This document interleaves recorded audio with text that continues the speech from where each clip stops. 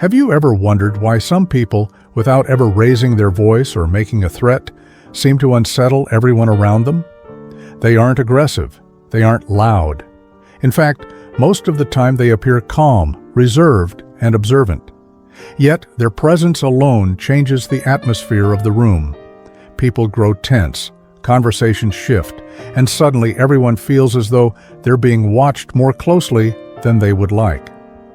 Carl Jung believed that this reaction isn't about power in the traditional sense. It's about perception. It's about a rare personality trait that allows certain individuals to see beneath the masks most people wear, and that ability terrifies others. We live in a world of facades. Every day people pretend. They smile when they're sad, they nod when they disagree, they present strength when they're crumbling inside. And most of the time these masks go unnoticed. They protect the fragile egos of the people wearing them. But imagine being the kind of person who sees straight through them. Imagine walking into a room and instantly sensing who is lying, who is jealous, who is hiding grief, who is quietly boiling with anger. That perception is not something you can turn off. It is not a skill you learned. It is part of who you are. Jung called this rare trait a differentiated perception, the kind of psychological vision that reaches beyond the conscious and into the unconscious material of others. For those who possess it, life can feel both illuminating and exhausting. Because you see what others deny, you sense what others avoid. And instead of gratitude, you often receive fear, resentment, and misunderstanding. Why? Because your very presence becomes a mirror. And people are terrified of mirrors that reveal too much. They would rather believe their lies than confront their truth. They would rather attack the one who sees than face what is being seen. This is why independent observers, deep intuitives, and rare visionaries often live misunderstood lives. They're not feared for what they do, but for what they reveal simply by existing. Their silence speaks. Their gaze unsettles.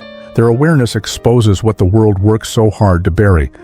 And in this first step of our exploration, we must ask, what kind of life unfolds for someone who carries this trait?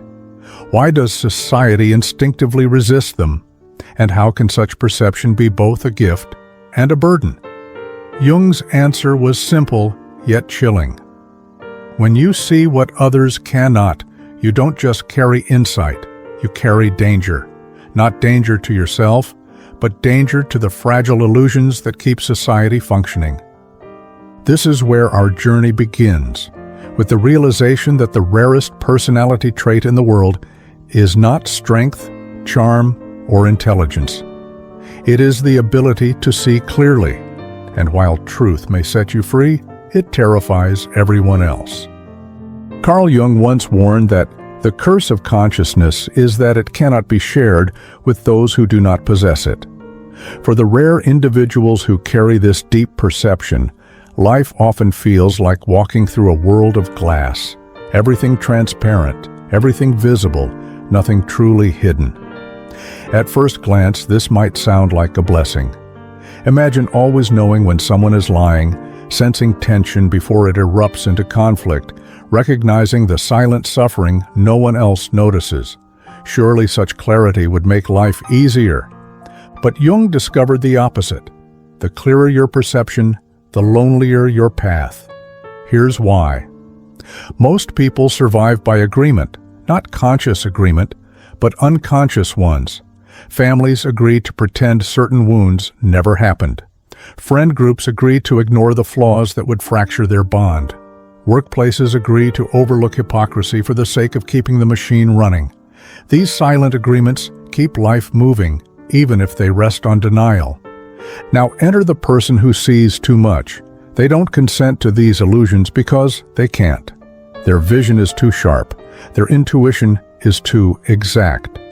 When they sit quietly in the corner, others feel exposed, as though their secrets are being read. And in truth, they are. This doesn't mean the perceiver wants to expose anyone. They're not searching for flaws or digging for lies. They're simply noticing what most people have trained themselves to miss. But in a world built on fragile masks, clarity becomes disruptive. Suddenly the group feels unsettled. They may say, "You're too intense. You read too much into things. You make me uncomfortable." What they really mean is, stop seeing what I'm hiding. Stop noticing what I can't admit even to myself. For the one who carries this gift, it feels less like insight and more like exile. Friendships grow strained. Jobs become unbearable.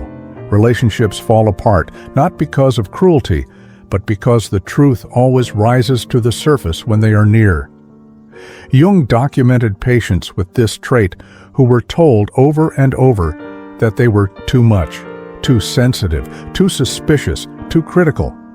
But in reality, they weren't too much at all. They were simply too real. And so the blessing turns into a curse. Seeing too much becomes isolating. It makes casual relationships almost impossible. It drains the perceiver to constantly navigate the unspoken, the dishonest, the repressed.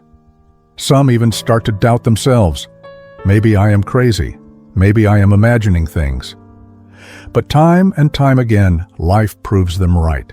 This is why Jung called it dangerous, not because the perception itself harms, but because it threatens the unconscious agreements that hold society together. And when those agreements are broken, the group doesn't thank the truth teller. They turn against them. So the rare person who sees deeply must live with this paradox. Your vision is your gift. But unless it is integrated carefully, it will feel like a burden, a curse you didn't ask for, but cannot escape. Carl Jung once wrote, "Everything that irritates us about others can lead us to an understanding of ourselves." Yet very few people take this advice. Most of the time, what irritates us in others becomes fuel for projection. And this is at the heart of why people with rare, penetrating perception are feared, avoided, and even attacked. They act as mirrors, mirrors that do not flatter, mirrors that reveal what others have spent years, even decades, trying to bury. Think about it. Most people live with parts of themselves they cannot face, a resentment that simmers unacknowledged, a jealousy they cover with forced compliments, a grief they bury beneath busyness, a quiet anger they disguise with politeness. These emotions don't disappear, they simply sink below the surface into what Jung called the shadow. Now, imagine standing in front of someone who can see right through that disguise, someone who doesn't need you to confess your jealousy or your fear because they already sense it. They can read the flicker in your eyes, the hesitation in your voice, the stiffness in your shoulders. Without trying, they expose what you've been hiding, even from yourself. And here lies the problem. When the shadow is revealed, the ego has two choices. One, it can acknowledge the truth and begin the painful work of integration. Or two, it can attack the mirror. Most people choose the second. They lash out. They say, "You're imagining things. You're paranoid. You always make everything negative." They accuse the perceiver of being judgmental or toxic, when in reality, the perceiver is simply noticing what was already there. This is what Jung described as shadow projection, unloading the unbearable parts of oneself onto another person so that the self can remain innocent. This is why people fear you if you carry this trait. It's not because you've harmed them, it's because you've seen them, truly seen them, in ways they have not yet been able to see themselves. And instead of gratitude, you often receive hostility. You become the problem, the one who ruins the mood, the one who overthinks everything. Jung observed this pattern in countless patients and in his own life. He noticed that groups in particular will unite against the clear seer. A family will blame the truth teller for creating drama. A workplace will ostracize the employee who questions the hypocrisy everyone else ignores. A society will silence the prophet who warns of dangers it does not want to face. This is why so many people with rare perception live on the margins. They're not outcasts because they failed. They're outcasts because they refuse to wear blinders, and that refusal makes others deeply uncomfortable. But here's the paradox Jung emphasized. The very thing that makes you feared is also what makes you necessary. Without mirrors, people remain in unconsciousness forever. Without those who see, shadows grow unchecked. Without truth-tellers, systems collapse under their own denial. You may be attacked, misunderstood, even scapegoated, but in your presence, the possibility of awareness is born. This is the mirror effect. It is why people project onto you. It is why they fear you. But it is also why, despite their resistance, they need you. You carry the possibility of awakening, even if awakening looks like anger at first. Carl Jung never believed that human perception was uniform. He saw it as multifaceted, shaped by the psyche's unique configuration of strengths and weaknesses. Among the rare individuals who carry this unsettling clarity, he noticed that not all of them experience it the same way. Some feel emotions as if they are their own. Others map out future outcomes with uncanny accuracy. Some sense illness before doctors can diagnose it. Others are simply overwhelmed by impressions they cannot even put into words. To Jung, these weren't random differences. They were expressions of what he called the differentiated intuitive function, and he outlined 4 distinct patterns, 4 faces of the rare trait that makes others fear you. Type 1. The feeling intuitive. The first are those whose rare perception fuses with deep emotional resonance. These individuals don't just notice emotions in others, they feel them, often in their own bodies. Walk them into a room, and they'll instantly absorb the unspoken atmosphere. If someone is grieving silently, they'll feel grief in their chest. If someone is seething with anger behind a smile, they'll feel it boiling in their stomach. At first, this seems like empathy, but it goes far deeper. It's emotional contagion. They often can't tell where their own emotions end and another's begin. Jung noted that these people live in a constant storm of borrowed feelings, carrying the unlived emotions of those around them. This makes them extraordinary healers because they understand suffering from the inside out. But it also leaves them exhausted, drained, and often misunderstood as overly sensitive. Type 2. The thinking intuitive. The second face of rare perception is the mind that maps out patterns with startling clarity. These people see the hidden logic of human behavior. They can predict relationship breakdowns months before they happen, anticipate career collapses, or notice when someone is building toward self-destruction long before anyone else. They don't rely on evidence in the traditional sense. They simply know because their unconscious pattern recognition is constantly processing data others ignore. This makes them seem prophetic, but it also isolates them. Friends accuse them of being negative when they warn of trouble ahead. Co-workers resent their ability to spot flaws in systems everyone else overlooks. Their vision doesn't always make them popular, but Jung argued it makes them invaluable because they reveal consequences others would rather not consider. Type 3. The sensation intuitive. Then there are those whose rare perception is grounded in the body. They don't just see or feel emotions, they sense them physically. These are the people who can tell you're sick before you realize it yourself. They'll notice the slight change in your complexion, the way your shoulders sag with fatigue, the tension in your jaw that betrays your hidden anger. To many this seems uncanny, almost supernatural. But Jung recognized it as another form of deep perception, a way of reading the subtle clues that connect mind and body. In a medical context, they can be invaluable. In everyday life, however, their insights can be unnerving. No one likes to be told something's wrong with you, especially when they've worked hard to hide it, even from themselves. Type 4. The pure intuitive. Finally, there are the pure intuitives, the rarest of all. These people see everything but struggle to make sense of it. Impressions flood them constantly, flashes of insight, fragments of images, feelings with no clear origin. they are like antennas, absorbing vast amounts of unconscious material from everyone around them. But because their auxiliary functions aren't as developed, they often struggle to translate their perceptions into coherent language or practical action. These are the people who are called strange, spacey, or mystical. They may retreat into solitude because the world feels too overwhelming, too loud, too full of data they cannot filter. And yet, when they speak, even in fragments, their words can cut straight to truths others have never dared to articulate. Each of these four types illustrates why this rare trait unsettles others so deeply. The feeling intuitive makes people uncomfortable by mirroring emotions they wanted to hide. The thinking intuitive unsettles by predicting outcomes they don't want to face. The sensation intuitive unnerves by detecting vulnerabilities others deny. And the pure intuitive confuses by seeing without explaining, leaving others suspicious of their strange clarity. Different expressions, same result.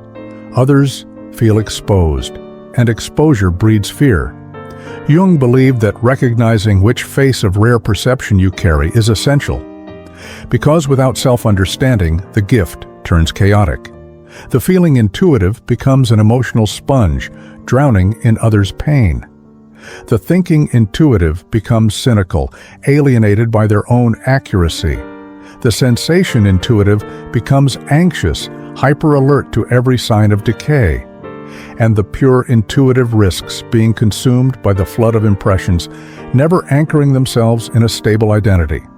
The danger is not the perception itself, it's what happens when perception lacks integration. Jung saw this again and again in his patients. Those who failed to channel their rare ability collapsed under its weight.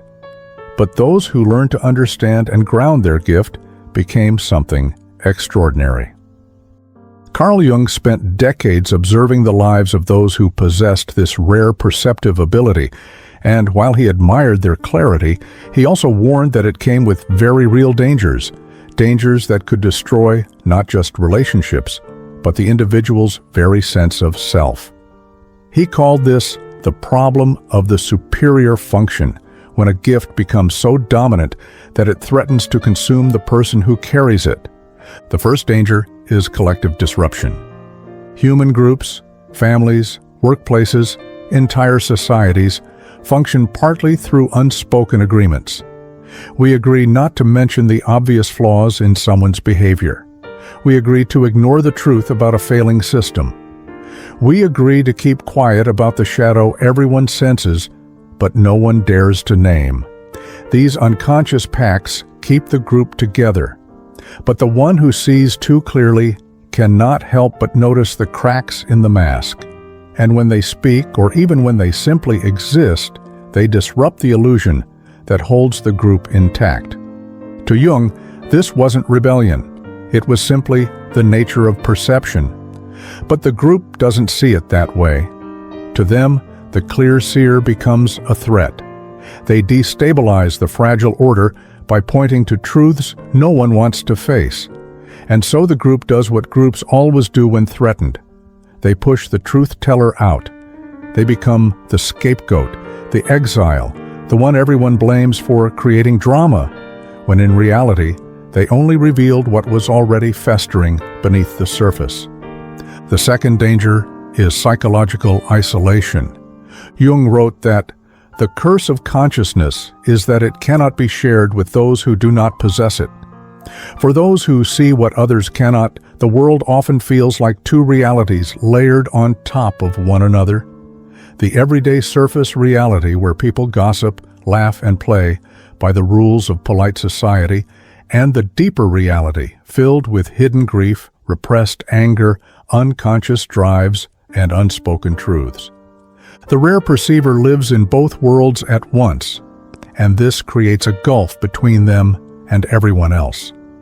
Conversations that feel light and casual to most feel hollow to them because they can hear the pain beneath the jokes, the insecurity beneath the arrogance, the shadow beneath the smile.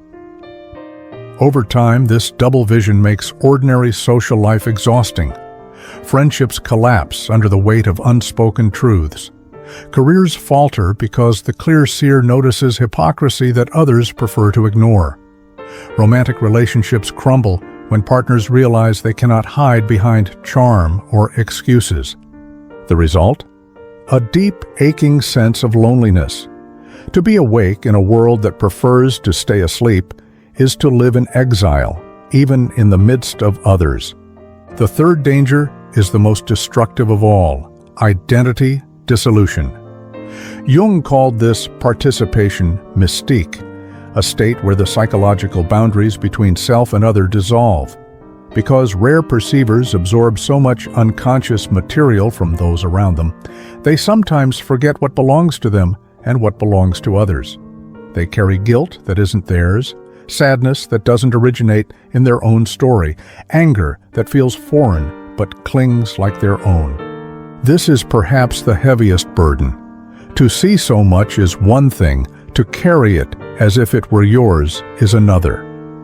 Many of Jung's patients describe this as living like an open wound, constantly flooded with impressions, constantly shaped by others' shadows, constantly unsure of where their own identity truly resides.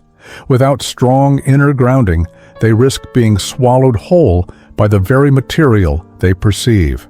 And here Jung was clear. This is not mere sensitivity. It is a profound psychological danger. Left unchecked, it can lead to breakdown, depression, or the loss of a coherent sense of self. But Jung didn't stop at describing these dangers. He believed they could be survived and even transformed through the process of individuation. By learning to distinguish self from other, shadow from truth, perception from projection, the rare perceiver could integrate their gift instead of being destroyed by it. Still, it begins with recognizing these dangers, because until you name them, you can't defend against them. If you've ever felt scapegoated for seeing too clearly, exiled for being too aware, or drowned in emotions that weren't even yours, then you've already touched the three dangers Jung described. And yet, these very dangers also hold the key. For when they are faced consciously, they become the raw material for transformation. The exile becomes the sage, the lonely one becomes the guide, the overwhelmed one becomes the healer. The rare personality trait that makes others fear you is also the seed of what could one day make you powerful beyond measure. Carl Jung understood something essential. Seeing what others cannot is not, in itself, a curse. The true danger lies in what happens when that gift is not integrated. Without structure, it overwhelms. Without awareness, it isolates. Without discipline, it dissolves identity. But with conscious integration, it becomes not just survivable, but transformative. So how does one walk this path of integration? Jung outlined it in three fundamental stages. Stage 1, recognition and differentiation. The first step is deceptively simple. Learn to recognize what belongs to you and what belongs to others. This is what Jung called conscious discrimination. When you enter a room and suddenly feel a heavy sadness, ask yourself, is this mine, or am I absorbing someone else's unspoken grief? When you sense tension in your chest during a conversation, pause and consider, is this my anxiety, or am I mirroring the stress of the person in front of me? Jung recommended daily solitude for precisely this reason. In silence, the flood of absorbed impressions begins to settle. Like muddy water, left undisturbed, the sediment sinks, and what is truly yours becomes clear. Without this practice, the rare perceiver remains entangled, living not their own life, but the emotions and shadows of everyone else. Stage 2. Shadow integration. The second step is facing your own darkness. Jung emphasized that those who see others' shadows so clearly often do so because they are avoiding their own. The anger you sense in another may resonate because it echoes your unacknowledged anger. The dishonesty you detect may sting because you have not fully admitted your own capacity to deceive. Here lies the paradox. The more you own your own shadow, the less disturbed you are by seeing it in others. Instead of judgment or projection, perception becomes compassion. You no longer feel the need to attack the liar or the hypocrite because you've faced your own capacity for the same. Integration of the shadow doesn't make you blind. It makes you clearer, freer, less reactive. Stage 3. Conscious participation. The final step is what Jung called conscious participation. This means learning to engage with others' unconscious material without being consumed by it. Think of it as developing a psychological container, a strong enough sense of self that you can hold what you perceive temporarily without mistaking it for your own. This is the stage where the gift turns outward, not as a weapon, but as medicine. The rare perceiver becomes a bridge between the unconscious and the conscious, helping others see what they cannot yet face. But, and this is crucial, they do it without losing themselves. They offer their insights carefully, wisely, framing them as invitations rather than pronouncements. Instead of saying, "You're angry," they might say, "I sense there's something heavy on your mind. Do you want to share it?" The difference is subtle, but it changes everything. When perception is wielded with humility rather than force, it stops being a source of fear and begins to inspire trust. Jung insisted that this path of integration is not optional. Without it, the rare perceiver either collapses under the weight of what they see or becomes inflated, believing they alone hold the truth, falling into what Jung called the prophet complex. But with integration, perception becomes wisdom. Awareness becomes service. The gift that once isolated you becomes the very thing that connects you to others, authentically, deeply, without illusion. This is why Jung described individuation as the privilege of a lifetime, to become who you truly are, without masks, without confusion, without the borrowed shadows of others. For those with this rare trait, individuation is not just a path to peace, it is a path to survival. And yet, even with integration, the journey is not easy, because those who see too much still live in a world that does not want to be seen. Which is why Jung turned to history to illustrate two possibilities: what happens when this trait is unintegrated, and what happens when it is transformed into wisdom. Carl Jung never studied these rare perceivers as abstractions. He looked to real lives, both his patients and figures in history, to see what happened when the rare gift was left unintegrated, and what became possible when it was transformed into wisdom. Two names in particular reveal the stakes with startling clarity: Friedrich Nietzsche and Meister Eckhart. Nietzsche, the collapse of unintegrated perception. Jung admired Nietzsche's brilliance, but he also saw in him the tragic pattern of the unintegrated seer. Nietzsche could see through the facades of society with devastating precision. He dismantled illusions about morality, religion, and culture long before others dared to question them. His insights were razor-sharp, merciless, impossible to ignore. But Nietzsche never learned to integrate what he saw. His rare perception became a weapon rather than a wisdom. Instead of grounding himself in humility and self-reflection, he identified with the archetype of the prophet, the one who alone sees the truth. Jung called this inflation, when the ego fuses with the archetype and begins to believe it is more than human. The result? Isolation, bitterness, and eventually collapse. Nietzsche's mind, overloaded by the raw force of his perception, fractured. He saw too much, carried too much, and lacked the inner container to bear it. Jung later wrote that Nietzsche's tragedy was not that he saw falsely, but that he never learned how to live with what he saw. His perception was real, but his psyche was unprepared to survive it. Meister Eckhart, the integration of perception into wisdom. In contrast, Jung pointed to the medieval mystic Meister Eckhart as an example of rare perception fully integrated. Eckhart, too, saw beyond the surface of life. His sermons spoke of the union of the soul with the divine, of truths that reached far beyond the dogma of his time.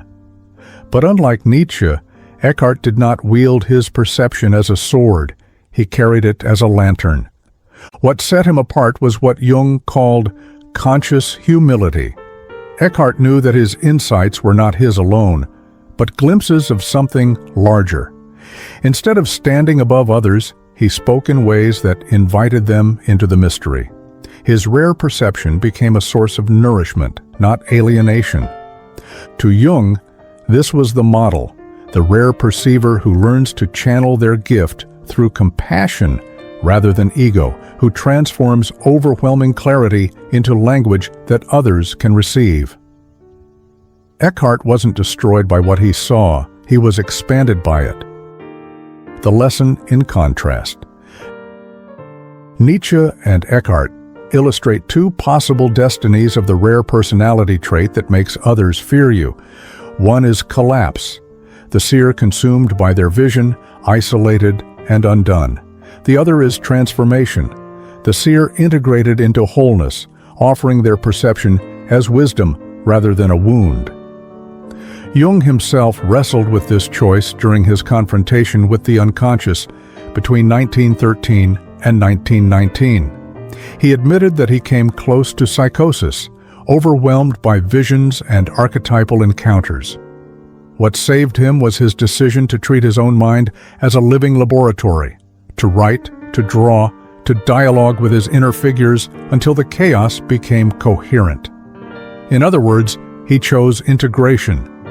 And this, Jung insisted, is the choice every rare perceiver faces: to collapse like Nietzsche or to integrate like Eckhart, to weaponize their clarity or to soften it into wisdom, to be destroyed by the shadows they see or to carry those shadows with enough humility that others can bear their reflection.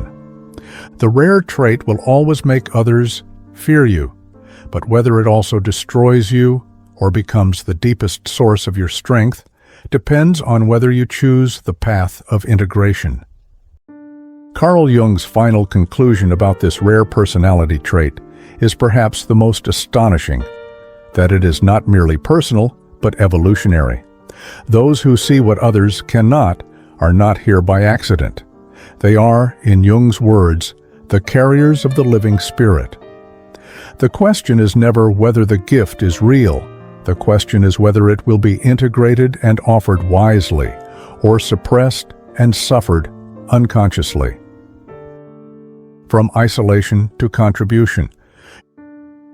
Jung observed that once a rare perceiver learns to anchor themselves through solitude, shadow work, and conscious participation, the very same gift that once isolated them becomes the thing that allows them to serve others. Instead of being a mirror people avoid, they become a guide people seek out. Instead of drowning in emotions not their own, they learn to filter, to discern, to use their empathy as a compass rather than a weight. This is what Jung called conscious participation. The integrated seer does not abandon their gift, nor do they force it onto others. They carry it lightly, offering insights as invitations. They learn when to speak and when to remain silent. They know that timing is as important as truth. And slowly, what was once a burden becomes a service. A friend who feels safe because you see what they cannot articulate. A family member who trusts your perception when chaos breaks loose. A community that begins to shift not because you lectured them, but because your very presence reflects a deeper honesty they cannot ignore. Becoming cultural medicine. For Jung, this was not just therapy, it was culture. He believed that rare perceivers are like scouts walking ahead of the collective, sensing dangers and possibilities before the rest of humanity is ready. What begins as a private torment eventually matures into what he called cultural medicine. Think of history's great visionaries, artists, mystics, reformers. They all carried some version of this trait. They saw cracks in the facade long before anyone else dared to look. At first, they were feared, mocked, or exiled. But in time, their clarity became the very thing the culture needed to evolve. This is the paradox of the rare personality trait. It begins by making others fear you, and it ends by making others follow you, though usually not until much later, sometimes long after you're gone. The transcendent function. Jung described the final stage of integration as the transcendent function. Here, the rare perceiver no longer wrestles against their gift, nor do they cling to it as a source of superiority. They simply embody it. They become bridges between conscious and unconscious, individual and collective, what is and what is possible. At this stage, the seer doesn't need recognition. They don't need applause. They don't even need to be understood. Their very way of being radiates a quiet transformation that others feel without fully knowing why. Jung insisted that this is how consciousness evolves, not through sudden revolutions, but through individuals who integrate their depths so completely that they alter the atmosphere around them. The final choice. And so we arrive at the choice that faces every rare perceiver: collapse or integration, exile or service, bitterness or wisdom. The world will always fear you at first. People will always project their shadows onto you. But if you can survive that, if you can integrate instead of inflating, ground yourself instead of drowning, embody instead of hiding, then you become exactly what Jung believed humanity needs most. You become cultural medicine, a living reminder that what is denied will always return, and that by facing it, we can transform not just ourselves, but the world around us. So if you have ever wondered why people seem uneasy around you, why your presence stirs discomfort, why you feel both gifted and burdened by the things you notice, remember this: it is not because you are broken, it is because you are rare. And rarity always unsettles the ordinary. Jung's most dangerous discovery was not that some people see too much. It was that most never learn to use that vision wisely. But if you do, if you learn to walk the path of individuation, to hold your gift with humility and clarity, then the very trait that once made others fear, you will become the trait that makes you unforgettable. Because you are not here merely to survive your perception. You are here to embody it, to integrate it, and to remind the rest of us that truth, even when it is feared, is the first step toward freedom.